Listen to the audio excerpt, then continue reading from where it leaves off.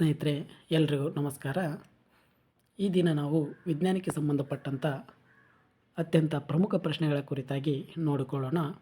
ಇಲ್ಲಿ ಮೊದಲನೇ ಪ್ರಶ್ನೆ ನೋಡುವುದಾದರೆ, ಭಾರತವು ತನ್ನ ಮೊದಲನೇ ಅಣ್ವಸ್ತ್ರ ಸಾಧನವನ್ನು ಸ್ಫೋಟಿಸಿದಂಥ ಸ್ಥಳ ಯಾವುದು?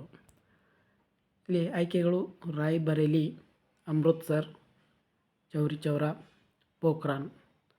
ಸ್ನೇಹಿತರೆ, ಇದಕ್ಕೆ ಸರಿಯಾದಂಥ ಉತ್ತರ ರಾಜಸ್ಥಾನದ ಪೋಖ್ರಾನ್ನಲ್ಲಿ ಏನಪ್ಪ ಅಂತಂದ್ರೆ ಮೇ 18, 1974ರಂದು ಪ್ರಧಾನಿ ಇಂದಿರಾ ಗಾಂಧಿಯವರ ಅವಧಿಯಲ್ಲಿ ಹಾಗೂ ಅಣುವಿಜ್ಞಾನಿ ರಾಜಾರಾಮಣ್ಣನವರ ಸಮ್ಮುಖದಲ್ಲಿ ಏನಪ್ಪ ಅಂತಂದ್ರೆ ರಾಜಸ್ಥಾನದ ಪೋಖ್ರಾನ್ನಲ್ಲಿ ಮೊದಲ ಅಣ್ವಸ್ತ್ರ ಸಾಧನವನ್ನು ಸ್ಫೋಟಿಸಿದಂಥ ಸ್ಥಳ ಆಗಿದೆ.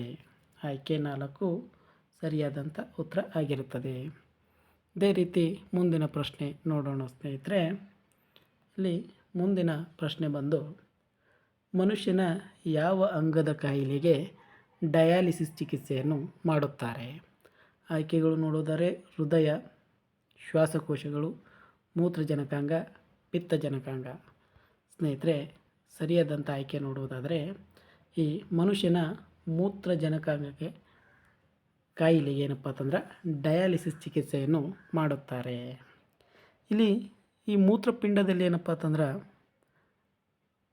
ಆಗುವಂಥ ಕಲ್ಲನ್ನು ರಾಸಾಯನಿಕವಾಗಿ ಏನೆಂದು ಕರೀತಾರಪ್ಪ ಅಂತಂದ್ರೆ ಕ್ಯಾಲ್ಸಿಯಂ ಆಕ್ಸಲೈಟ್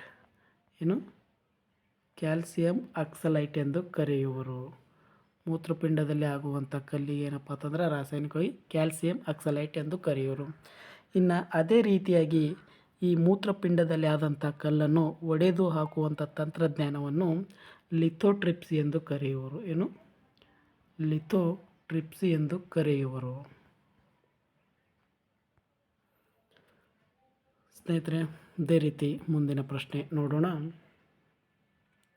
ಇಲ್ಲಿ ಮುಂದಿನ ಪ್ರಶ್ನೆ ಬಂದು, ಯಾವ ಲೋಹವು ತಣ್ಣೀರಿನೊಂದಿಗೆ ವರ್ತಿಸುತ್ತದೆ?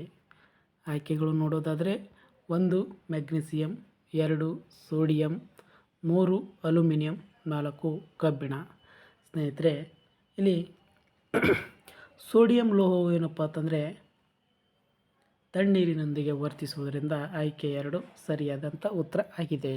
ಇನ್ನು ಅದೇ ರೀತಿಯಾಗಿ ಜಲಪಾಷಾಣ ಎಂದು ಯಾವ ಒಂದು ಲೋಹ ಕರೀತಾರಪ್ಪ ಅಂತಂದ್ರೆ ಜಲಪಾಷಾಣ ಎಂದು ಫಾಸ್ಫರಸನ್ನು ಕರೆಯುವರು ಅಥವಾ ರಂಜಕ ಕರೆಯುವರು. ಮುಂದಿನ ಪ್ರಶ್ನೆ ನೋಡೋಣ. ದ್ರವದ ಸಾಪೇಕ್ಷ ಸಾಂದ್ರತೆಯನ್ನು ಅಳೆಯುವ ಸಾಧನ ಯಾವುದು? ಆಯ್ಕೆಗಳು 1 ಹೈಡ್ರೋಮೀಟರ್, 2 ಬಾರೋಮೀಟರ್, 3 ಸೋನೋಮೀಟರ್, 4 ಸ್ಪೈರೋಮೀಟರ್. ಸ್ನೇಹಿತರೆ, ದ್ರವದ ಸಾಪೇಕ್ಷ ಸಾಂದ್ರತೆಯನ್ನು ಅಳೆಯುವಂಥ ಸಾಧನ ಹೈಡ್ರೋಮೀಟರ್ ಆಗಿರುತ್ತದೆ. ಸೊ ಹೈಡ್ರೋಮೀಟರ್ ಏನಪ್ಪ ಅಂತಂದ್ರೆ ದ್ರವದ ಸಾಪೇಕ್ಷ ಸಾಂದ್ರತೆಯನ್ನು ಅಳೆಯುವಂಥ ಸಾಧನ ಆಗಿರುತ್ತದೆ. ಇನ್ನು ಅದೇ ರೀತಿಯಾಗಿ ಈ ಬಾರೋಮೀಟರ್ ಎನ್ನುವಂಥದ್ದು ಏನಪ್ಪ ಅಂತಂದ್ರೆ ವಾಯುವಿನ ಒತ್ತಡ ಅಳೆಯಲು ಬಳಸುವರು. ವಾಯುವಿನ ಒತ್ತಡ ಅಳೆಯಲು ಏನಪ್ಪ ಅಂತಂದ್ರೆ ಬಾರೋಮೀಟರ್ ಬಳಸುವರು. ಅದೇ ರೀತಿ ಸೋನೋಮೀಟರ್ ಏನಪ್ಪ ಅಂತಂದ್ರೆ ಇದು ಸಾಗರದ ಆಳದಲ್ಲಿದ್ದಂಥ ವಸ್ತುಗಳನ್ನು ಅಳೆಯುವಂಥ ಮಾನ ಯಾವುದು? ಸೋನೋಮೀಟರ್. ಇನ್ನು ನೆಕ್ಸ್ಟ್ ಏನಪ್ಪ ಅಂತಂದರೆ ಸ್ಪೈರೋಮೀಟರ್ ಅನ್ನುವಂಥದ್ದು ಏನಪ್ಪ ಅಂತಂದ್ರೆ ಶ್ವಾಸಕೋಶಗಳ ಕಾರ್ಯಗಳನ್ನು ಅಳೆಯುವಂಥ ಮೂಲಕ ಉಸಿರಾಟವನ್ನು ಅಳೆಯುವುದು ಯಾವುದಪ್ಪ ಅಂತಂದ್ರೆ ಸ್ಪೈರೋಮೀಟರ್ ಆಗಿರುತ್ತದೆ. ಅದೇ ರೀತಿ ಮುಂದಿನ ಪ್ರಶ್ನೆ ನೋಡೋಣ ಸ್ನೇಹಿತರೆ. ಮುಂದಿನ ಪ್ರಶ್ನೆ ಬಂದು, ವಾತಾವರಣದ ಉಷ್ಣತೆಯಲ್ಲಿ ದ್ರವ ರೂಪದಲ್ಲಿರುವಂಥ ಮೂಲವಸ್ತು.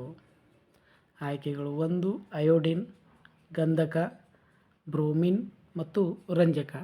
ಸ್ನೇಹಿತರೆ, ವಾತಾವರಣದ ಉಷ್ಣತೆಯಲ್ಲಿ ದ್ರವ ರೂಪದಲ್ಲಿರುವಂಥ ಮೂಲವಸ್ತು ಯಾವುದಪ್ಪ ಅಂತಂದ್ರೆ ಇದು ಬ್ರೋಮಿನ್ ಆಗಿರ್ತದೆ. ಇದು ಒಂದೇನಪ್ಪ ಅಂತಂದ್ರೆ ಅಲೋಹ.